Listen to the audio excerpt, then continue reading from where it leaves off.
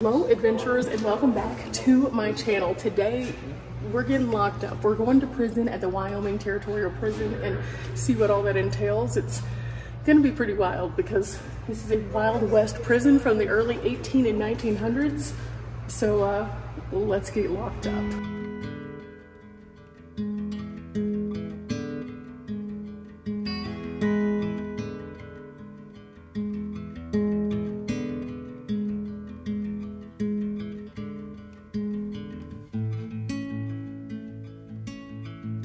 So this appears to be my prisoner for the day. This is William N. Nash. He lied about his age and said he was 21 years old, but he actually was found to be 14. This is a pretty neat way to interact with this particular exhibit to find out who all has been here. And so you're assigned one of these and given your map whenever you first come in. It's pretty neat. Today we start out our tour going along the pathway to a very creaky front porch, but this is the warden's house that we're about to go inside. Now there's a few things that we need to know by going in here. We get to actually walk inside this building, and the items that we find inside are things that might have been used during the time of the warden being here. Now, this is located outside of the prison itself. The prison entrance is just beyond this, and it's a pretty fascinating way to get kind of our first glance into this particular property. Now, another couple things that we're going to find along the way. They give you two different maps. One is of the prison itself, and then the other one is a map of the property as a whole. You'll notice that there are several buildings here, altogether 9 buildings on property.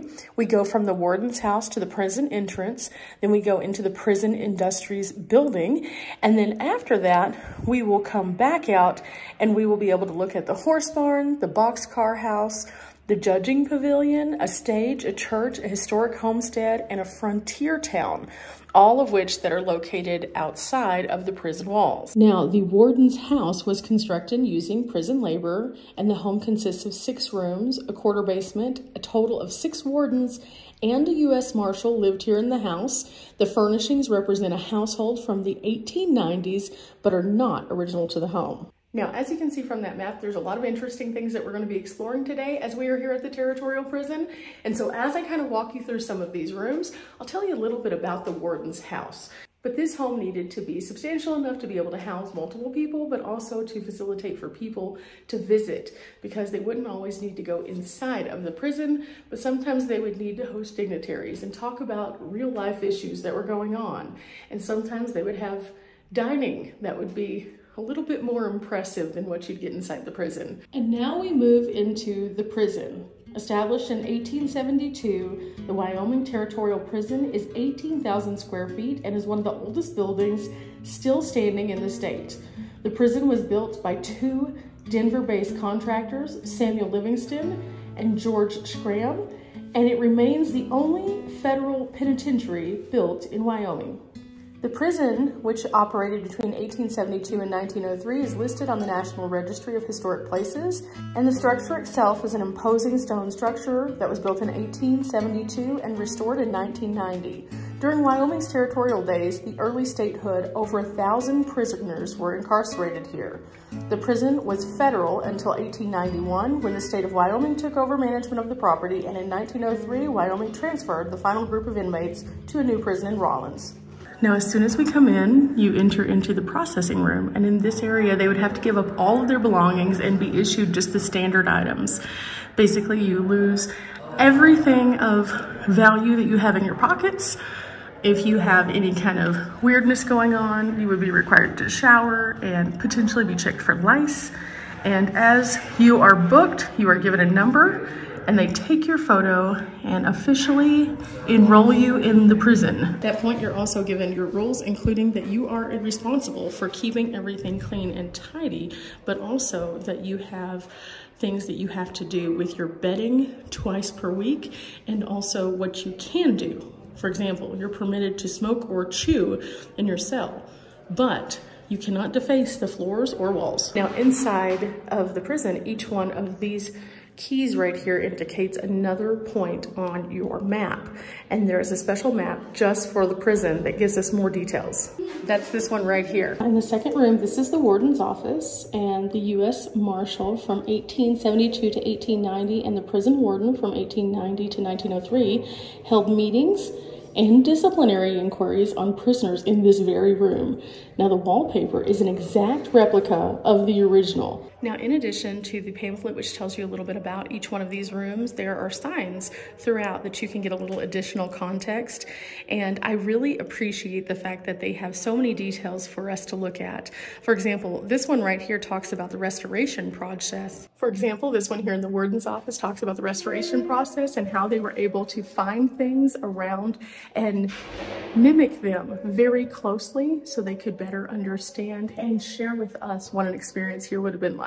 We move into the kitchen. Prisoners working in the kitchen served 3 meals a day. Meals included beef, beans, potatoes, and bread. And under the APS, prisoners were kept well fed and ready to work. So what is the APS? That is the Auburn Prison System, which was implemented here at the Territorial Prison, and it began as early as the booking room. The booking room is where everything began when they were assigned a number and given their basically code of conduct and also their rights. And that was all part of the Auburn prison system that was implemented here. Stop number 4 is the North Cell Block. And this is the original section of the prison that was designed to the APS standard.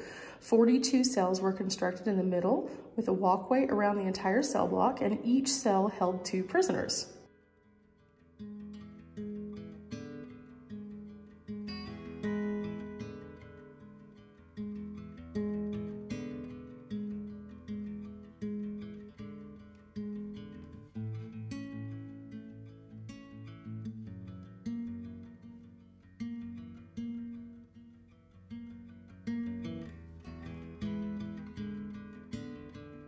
Along the walls, they have some of the most notable prisoners and the stories of the escapees and other things. They're all marked by these large photos.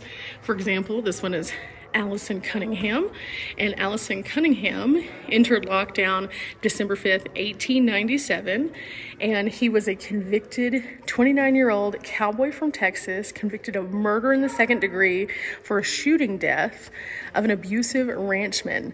And here you can learn his entire story, but also see who he is. Now, along the way, each of these tells the story of one of those people that we were assigned.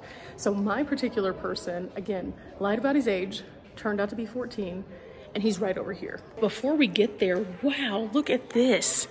This is a giant hole in the flooring. This is the cellar of the prison. And we also learn about the escapees here. And it says that when they were just using the stockades, about 25% of the prisoners would escape. And so they had to make some changes. But additionally, they have some other things here that are pretty fascinating. So take some time to read this one. We have some cells, and right here is our guy. This is William N. Nash, and he was convict 357. He entered December 22nd, 1897, and he posed as one Fred Bragg and wrote a fake check totaling $36.45 to Robert Smith of Fremont County. And Nash was convicted of forgery and sentenced to 3 years and the costs. Ended up serving just under 3 years and served his time. And then afterwards, they kind of found out that he was much younger than they estimated that he was. But again, this is just one of many stories here, and so I definitely encourage you to take the time and check out each of these. I can't show you all of them because this video would be so long because they're all around the walls, but I can show you a few of them, and so I'm leaving these for you. Meanwhile, we're going in cell 5, and we're getting an idea of how big cell 5 might have actually been. You can see here what the beds would have looked like. They're just these wooden peg beds with rope tops. That was pretty common for the time. The bedrolls were leaving a little bit to be desired, and they don't look the best, but at the same time, they wouldn't have been the best. They would have just been basically a little kinder mat on top of these, and then they would have a blanket and a pillow. Inside, they have one little nightstand with a drawer. They have 2 stools because there's 2 people, and normally there would be some kind of chamber pot or bucket in here for them, and that's about it. Like for context, I'm 5'7". Yeah, that's it. It does open up a bit in here, but still, even with that, I could probably stretch my arms out, and that's it. Stop number 5 gives us a little bit of insight as to the construction, and an archaeological study found evidence in 1872 of the foundation. And this section shows the foundation and how the cells were actually constructed.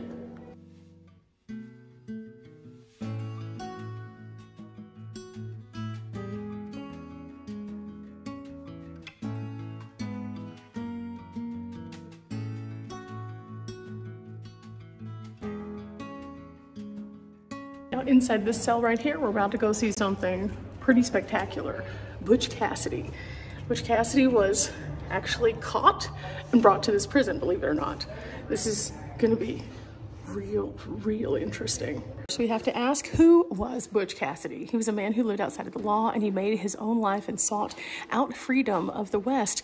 And he is remembered today historically in so many different kinds of landmarks and films, and so many things bear his name. Well, let's just start off. His name was not Butch Cassidy.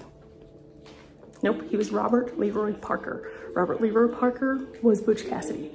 Now, like many outlaws, he had a nickname, and he went by this nickname, and it made him synonymously known throughout the West and terrified the thought of bankers, trained people, and a lot of regular people as well. But there's a lot more to his story, and it's kind of unfolding, and then we get to learn about his time here at the prison as well.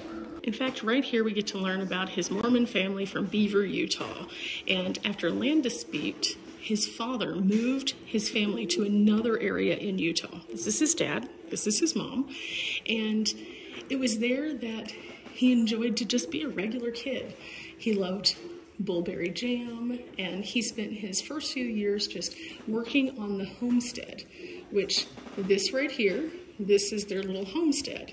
He left here at age 18 and kind of never looked back. According to the Parker family records and lore, he took blame for local rustling incident, and there were 2 charges against the men who were involved.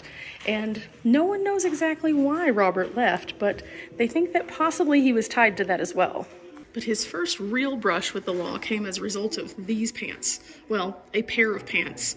Like these pants. This is a replica pair. And by the age of 13, he had already clashed with the law because he stole a pair of pants and he left an IOU. The store was not amused, and the owner called the authorities, and they gave him a warning. But it was the beginning of what was to come.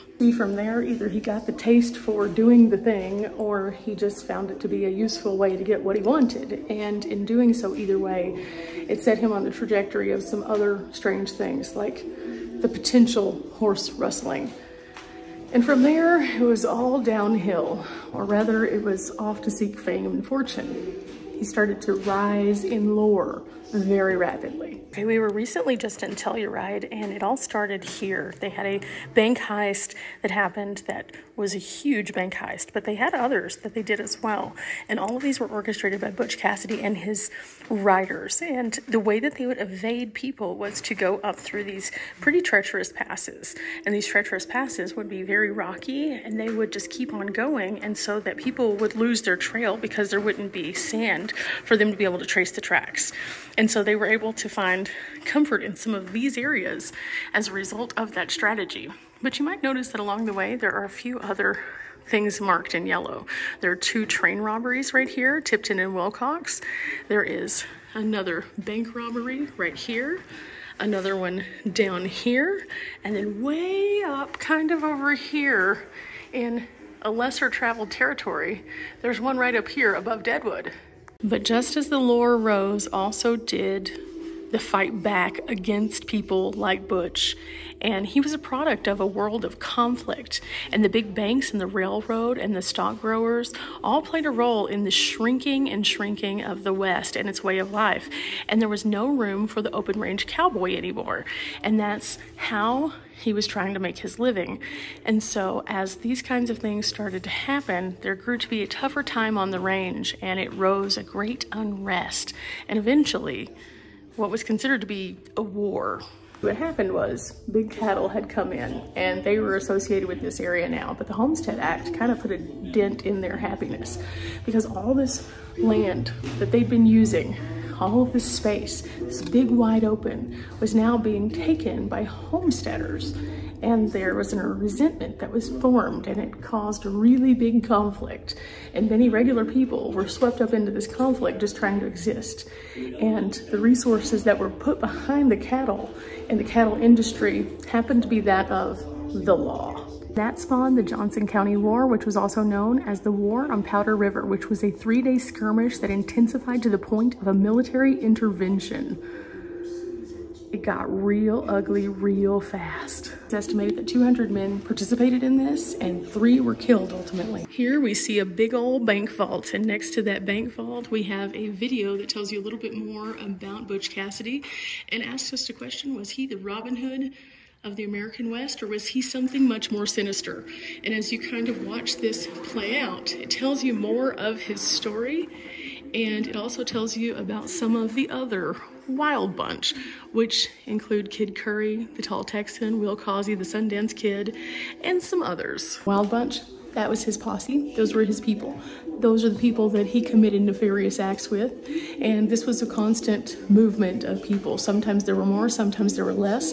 The unpredictable number helped them out, because a lot of times they would be estimating that, oh, these people are going to ride into town, and they would actually bring a different group altogether. And so because of that, it caused a lot of chaos, which was harder to track. And that gave them the advantage. And because of that, and then their skills that we talked about earlier about covering up their tracks, they were able to do some really wild things. In the Telluride Bank alone, it was estimated that in modern days, it was over $500,000 that they stole.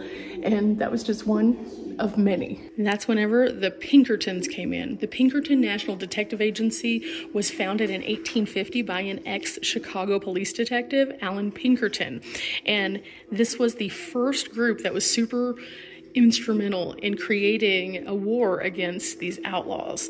In fact, his biggest triumph came 10 years later when he foiled an assassination attempt on the U.S. President-elect Abraham Lincoln. And he was instrumental in doing sleuthing and really getting in there and trying to figure out what was going on to be able to detect where these guys were moving. Brings me to a fun timeline. All of this. This all happened after he was locked up. Like I said, this story has many layers, but let's go see about the time that he was locked up and what he actually did. Right here, between 1879 and 1894, they estimate his life to be a bit in the gray area. He immersed himself in the world of horse thievery and cattle rustling, mostly in Colorado, also Montana and Wyoming, but he was still pretty inconspicuous in the eyes of the law. And this is when he changed his name officially to Butch Cassidy, or George Butch Cassidy, shortly after the Telluride Bank robbery. And it was probably to protect his family from his growing criminal record. Now here we have some handcuffs from the 1920s, as well as a replica uniform, and also some other antique items from the 1900s. He hit a patch of bad luck somewhere in there. He bought a horse. It all started because he bought a horse. He bought a horse that was stolen, and he didn't know it was stolen, but it was stolen, and he got caught with the stolen horse. And that's what brought him to this misfortune of his criminal moment being interrupted, so to speak. Point, they figured out that it was him who'd bought the stolen horse, and he was riding it around, and they found him, arrested him, held him in Lander, Wyoming, which is not super far away, and eventually said he needed to come here to this prison. And so they transported him here, and he was here for a while. Now the interesting thing is there's 2 signs here that say friends in low places and friends in high places. And after his arrival July 15th, 1894 in the newly expanded prison, he was given some interesting numbers, just like everyone else. But the thing about it is there's no record of who shared his cell. And there are some people that they estimate could be those people based on their numbers and where they might have been. But it's kind of interesting because, again, there's something else here that we can do, and you can scan over this and learn a little bit more about these names. But basically, there was a guy here for larceny, there was a guy here for manslaughter, another larceny, and a burglary. And one of these 4 men may have been his cellmate. Now, why is this interesting? Because he took this time while he was in prison to make some friends. And those friends ended up being people who would ride alongside him later on down the line in some cases. He was an opportunist, to say the least. But what about his friends in high places? Apparently his friends in high places included some pretty big names. He was an exemplary prisoner, and he ended up writing a letter to the governor on how distressed he was to make such a mistake by purchasing this horse in the first place. And ultimately, he was granted a pardon. Needless to say, because we saw the timeline earlier, that pardon was under the condition of, like, he do good and not make mistakes. And well, all this proves he just went right back to it with some new rowdy friends, which is why they were called the Wild Bunch. And from there, it just got progressively more and more weird for Butch Cassidy. And again, this is why we come to places like this, because it unfolds the story in a way that tells us the timeline, the history, and also all of the blunders along the way. Now right here, we see a photo called the Fort Worth 5.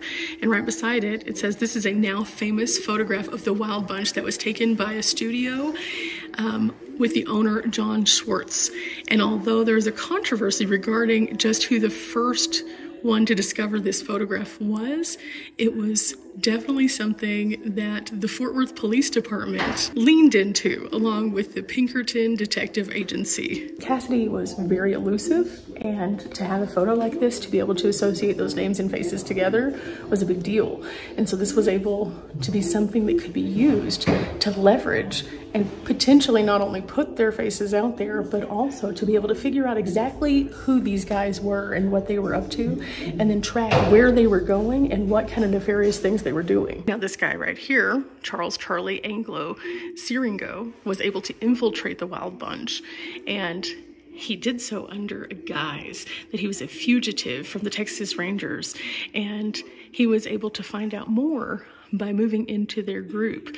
And then also by doing this, he took the hunter status and turned it into the now hunted status of Butch Cassidy. He knew how they moved. He learned about what they were doing to evade arrest. And he learned all of these things, and this ended up being extremely instrumental. Now, ultimately, the lore of Butch Cassidy was so much that he had impersonators. This guy, for example, spent the vast majority of his life impersonating Butch Cassidy, even writing a memoir. And I think that it's pretty crazy to know that this guy was actually his prison cellmate for a bit and knew the entire history, probably absorbed some of those stories, and he used those stories to portray himself to have this knowledge of this man. However, the real Butch Cassidy, this is from the Fort Worth 5 photograph right here, and this is a bowler hat very similar to what he had. It is said that he and the Sundance Kid actually sailed to Argentina and basically fell off the face of the planet to most people. However, here we see that there is a tomb in Bolivia that claims to be the final resting place of Butch Cassidy. And these are all pictures from that. Where did he go? What did he do? Did he take all the fame and fortune and just go off and just live a fulfilling life? Or did he continue to be a criminal in other places as well? No one knows. It's pretty interesting to see how his story started out in a little Mormon farm in Utah, took him all over the United States doing really wild things, and then he just, poof, gone. We may never have all those answers, but we have some pretty cool stories along the way that tell us those interesting pieces. And I'm sure that at the time, this was just a really wild story to deal with the Wild Bunch. Violent, really terrible people at the same time. Fascinating, fascinating stories. So as we depart from that room, we move back out into the main hall area. with some wild new stories and a lot of great information. But what's next? Well, there's a second floor filled with information. There's an elevator, or you can take the stairs. This place is handicap accessible. Now, just outside of the elevator, there is this room that has some pretty interesting displays, including artifacts uncovered and trash as treasure. And here we get to learn about the excavation of the site and what all they found when digging up this region, and also what kind of interesting things that they learned from the site as they did. And here you find some pretty interesting little fun facts about the trash that was in this area that was excavated, and also how long and how well does this trash turn into treasure and share information with us. And so, for example, do bones in your trash indicate you eat more chicken than turkey? That's something that people can tell from your trash. Also, you can see here, they have shoes were one of the few things that prisoners received upon their arrival, and many of these shoes were found during the excavations. The reason they think that they found so many is because each person would receive a different pair of shoes, so once that person was gone, they'd probably just discard those shoes. So pretty fascinating stuff here. But there's a few other things that are kind of interesting as well, like this historic photo or the other historic photos of kind of the preservation and what it looked like before. These are from when it fell into disrepair because it was not being used, a very different scenario than what we see currently. This is what it looked like as they were renovating, and you can see they had to structurally make it more sound again. Some of the walls were falling down. There were entire pieces that were missing. And there's this, which is pretty interesting. They used this during a few years as an experimental stock farm for the University of Wyoming. And here, the property and buildings have been deeded over to the university for that purpose, and it operated until 1990. Stop number 7 was the dining hall, established in 1889. This was a communal dining room that served all-you-can-eat family-style meals. Silence was maintained at all times, or prisoners would face severe punishment. Stop number 8 is Dr. May Preston Slauson, and you can discover the story of the first female chaplain in a prison and learn about how she received her title, but also how they treated her here in the prison. Now, much like the Butch Cassidy room, this one has a little bit more information, and I definitely encourage you to stop off and check this one out, because the new chaplain was not only a woman, but she was a social justice warrior. So whenever people were here, they were sentenced to super, super hard labor. A lot of times to the point of people feeling as though it could be a little unfair for some of the sentences. So the chaplain often served as kind of like a go-between to keep people okay when it came to things. Now, along the way, that probably was a very challenging job. Some of these men hadn't seen a woman in a while, and then here she is. So I'm sure that ended up having some scrutiny moments. However, along the way, her story is beautiful, and seeing it kind of unfold and all the work that she did is absolutely spectacular. I'll share a couple of little things that I thought were interesting here, but I want you guys to take some time in this room because the walls are filled with great information. Right here, for example, she said that her concern with the human condition was to champion the plight of the downtrodden and inspire her work for prison reform, and she wanted fair treatment for everyone, and she aimed to build up the prisoners and give them a sense of self-respect. And so here you can see, this is one of the moments that she had. They had decorated the dining hall for the 4th of July in 1900, and this is her in front of all of them delivering an inspirational message. And then also once a week, she would receive prisoners from the warden's office, and they would talk about their lives, and she would provide them with counsel. And she believed that drinking and gambling accounted for most of the tragic cases that would end up here in the prison. She was able to see patterns in behavior and how that they could potentially work on these things and help these people to be put back out into society as a more functional member of society. And so by doing so, she would introduce them to different kinds of things that could enrich them as opposed to just suppressing them. And her work here was well noted in history. to the point that she's considered to be one of the more inspirational people to a lot of these people. We learn here that she was considered a Renaissance woman, and she loved pursuing knowledge and books, and she was asked to speak at various cities and national venues, and even was brought to other countries, and she spoke on women's suffrage and equal rights, and also the temperance movement, along with other reform topics, including prison reform. We found out here that she died at the age of 85, and she was in Ann Arbor, Michigan, and her remains were cremated and buried with her youngest son right here in Laramie. Her son had passed away from scarlet fever while she was here in the Laramie area, so she was reunited, and it's just a really charming story. But along the way, she met presidents, dignitaries, philosophers, writers, and they all entertained conversations with her because of the work that she did. And it's, again, fascinating. There's tons of cool stuff here, so definitely read this. Stop number 9, the guard cages and quarters. Armed guards viewed all 3 levels of the cell blocks from these 4 cages, and the quarters are furnished according to the 1897 inventory of the prison.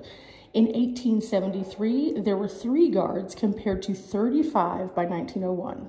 Now in this section, we learn about a few of the women who were incarcerated here. And the women, of course, we kind of know always get a little bit different treatment. These facilities were not designed to have equal facilities for men and women. So as we get to the women's cell block, we'll learn a little bit more about that.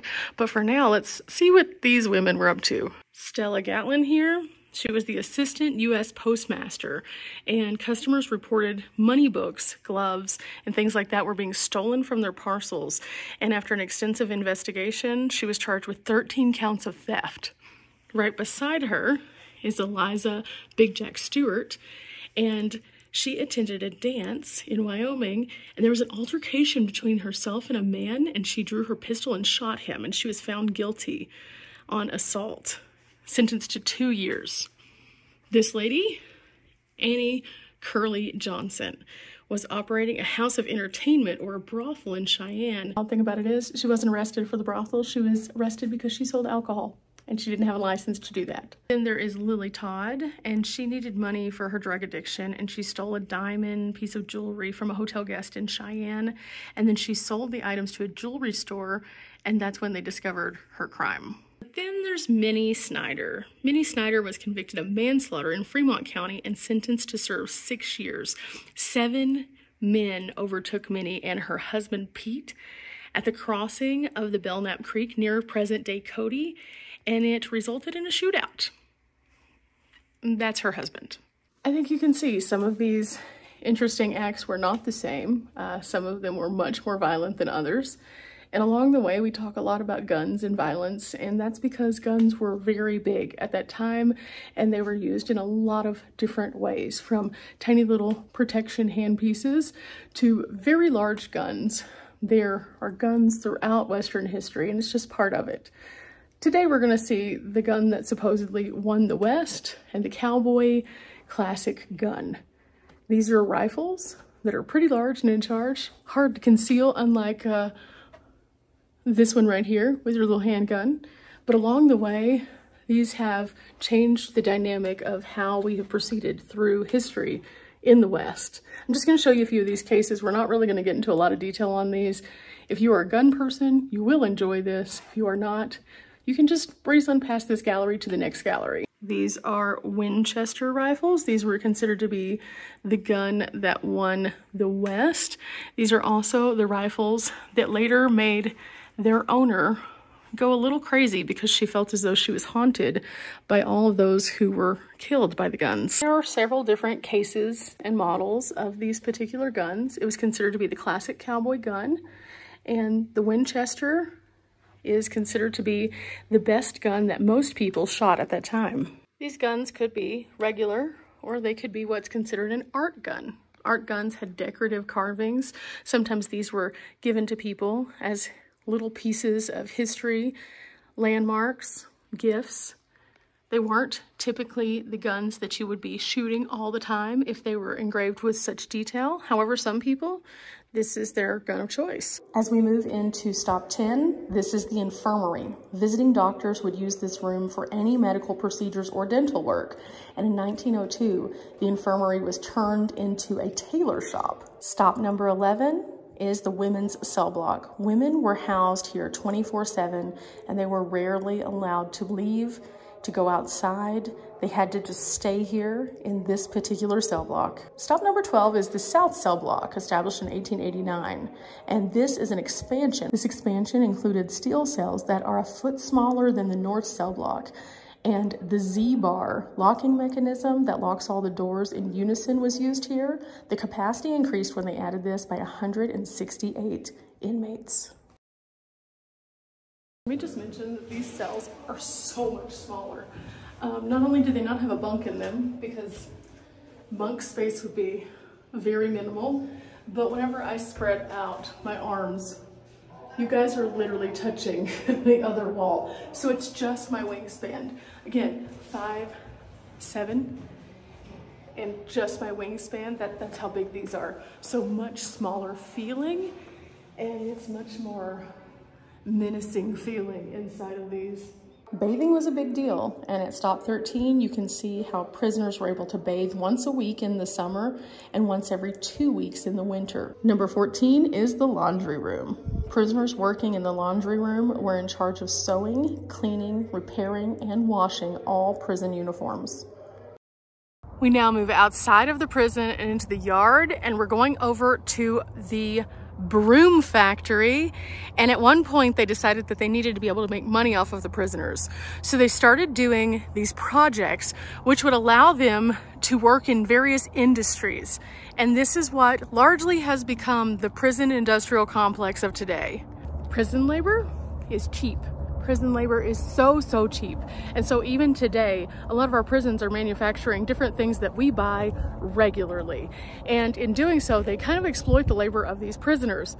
Now, if a prisoner has rightfully done something really bad and wrong, does that make it okay to then exploit their labor? What about a prisoner who has been wrongfully incarcerated or targeted for incarceration in today's modern days? Do those people need to be free labor? Or are they just being taken advantage of? These are things that all started way back even in the territorial prison days.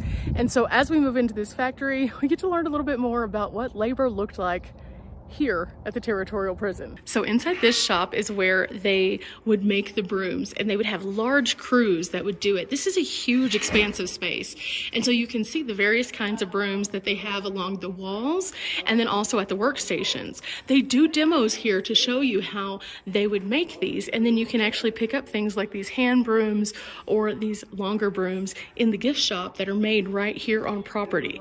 Now, they're made here on property not by prisoners anymore. They have volunteers and workers here that actually have learned to do this in the ways that they normally would have done in the past, so that you can see the entire process of how that they choose the size, the shape, the kind, and in one case have started doing these super decorative ones. So it's a really neat experience to be able to come in and get an idea of the space, but also to learn about the products that they would make and then what that would look like in a more modern setting today. Now, it's pretty fascinating to see this process as it plays out, because then you can get an idea as to the work, the extensive amount of work that would go into this.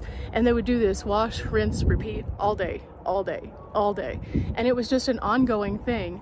And so in order to see this and learn from it and be a part of it, you get to better comprehend what that day would have looked like for those prisoners.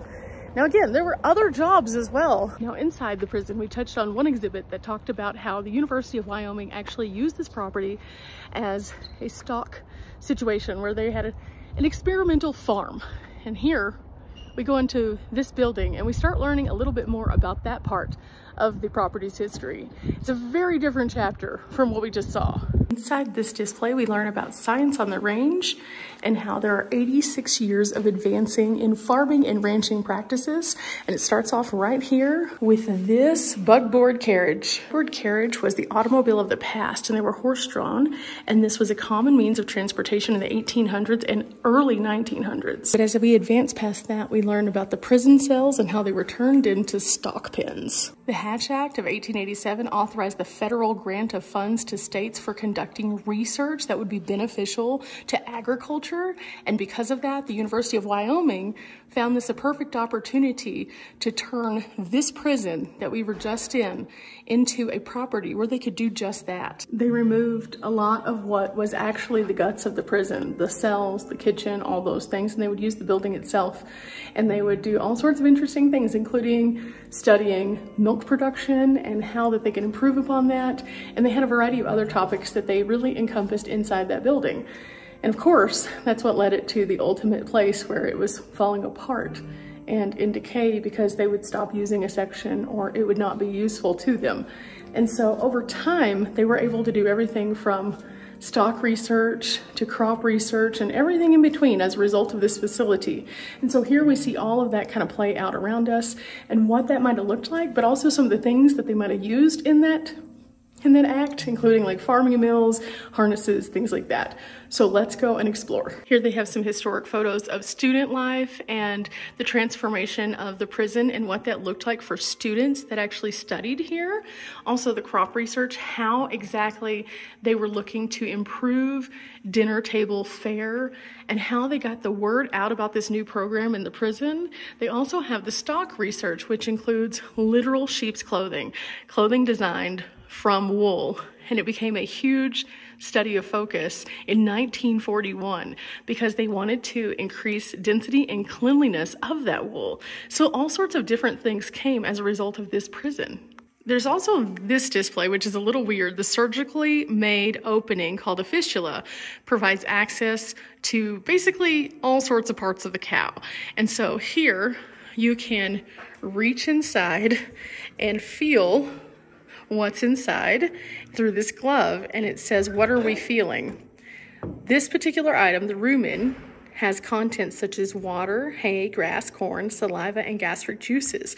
And so as you pop your hand in there, you can feel all of that. It's a little weird. Basically just giving you context as to what might have been in these buildings at one point so you can better understand the space. They also have a few more interactive things, and it says there are many unique smells around the horse barn. Additionally, there are some other things in here that are really neat, including harness power and how a harness collar is designed to distribute the weight better. And you can see how this would have been set up on the horse, but also you can see the other pieces of this on this little depiction. We also learn about how to measure a horse in hands, and it was thought throughout ancient history that people would use forearms and hands and fingers as their standard units of measurement.